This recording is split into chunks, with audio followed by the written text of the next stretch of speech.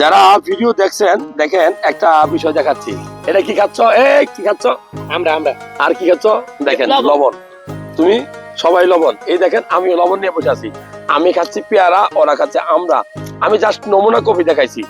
যদি এইভাবে আপনি গ্রামে গঞ্জে বসে কাঁচা কলা, কাঁচা পেয়ারা, কাঁচা আমরা, কাঁচা তেঁতুল, কাঁচা আনারস, কাঁচা শশা, এইগুলা খাওয়ার নাম করে অতিরিক্ত লবণ আমরা খাইনি বাবা, খাই।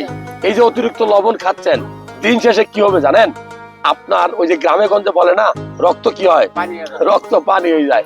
আসলে রক্ত পানি হয় বলতে কি, রক্ত নষ্ট হয়। আমি বলবো যে যদি আপনি এইভাবে অতিরিক্ত কাঁচা লবণ খান, লবণের ভিতরে সোডিয়াম থাকে। লবণের ভিতরে কি থাকে? Sodium chloride. এগুলো শরীরের জন্য উপকার, কিন্তু অতিরিক্ত সোডিয়াম যদি আপনি খান, শরীরের ভিতরে পানি ধরে রাখে, তাহলে শরীরটা ফুলে যায়, রক্ত নালীর ভিতরে ভলিউম বাড়ে। ওই যাদের প্রেসার বেশি তারা যদি কাঁচা লবণ খায়, তাদের প্রেসার আর কন্ট্রোল হয় না।